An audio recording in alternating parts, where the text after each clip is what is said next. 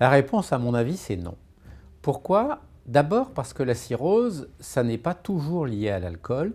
Il faut bien savoir que dans toutes les maladies chroniques du foie, la cirrhose est une complication qui peut arriver et ça correspond à une accumulation de tissus fibreux très important dans le foie.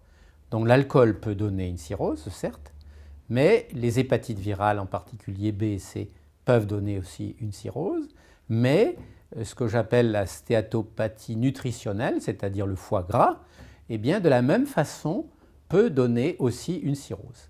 Donc alcool n'égale pas obligatoirement cirrhose, cirrhose n'égale pas alcool.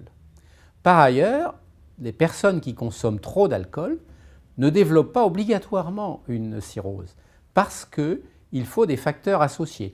On peut dire qu'environ une personne sur 5 qui consomme beaucoup d'alcool va développer une cirrhose parce qu'elle a, de façon associée, des facteurs supplémentaires comme le foie gras dont je parlais tout à l'heure, cette stéatopathie nutritionnelle, ou bien des facteurs génétiques, ou les deux en même temps, et des facteurs génétiques qui sont de mieux en mieux connus.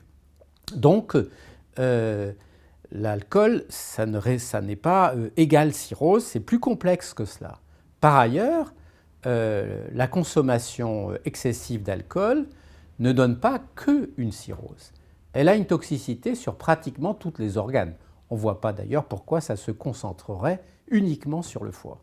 Et ça va être toxique en particulier en favorisant les cancers, en favorisant les maladies cardiovasculaires, même si à consommation plutôt faible. Et là, le seuil, c'est une vraie discussion en soi. Il peut y avoir un effet protecteur qui est bien agréable sur le plan culturel.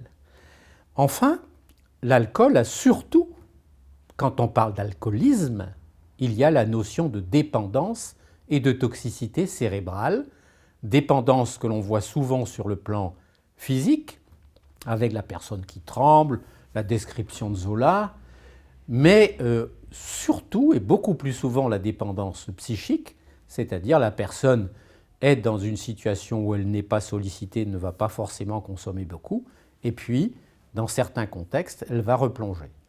Mais on attache, à mon sens, beaucoup l'alcool à la cirrhose parce que ça permet de détourner le fer, si je puis dire. C'est-à-dire qu'on ne souhaite pas entendre qu'on consomme un toxique qui vous abîme le cerveau. On préfère, entre guillemets, même si c'est jamais sympathique malgré tout, qu'on touche un organe, certes très important et vital, mais qui préserve toutes nos facultés intellectuelles.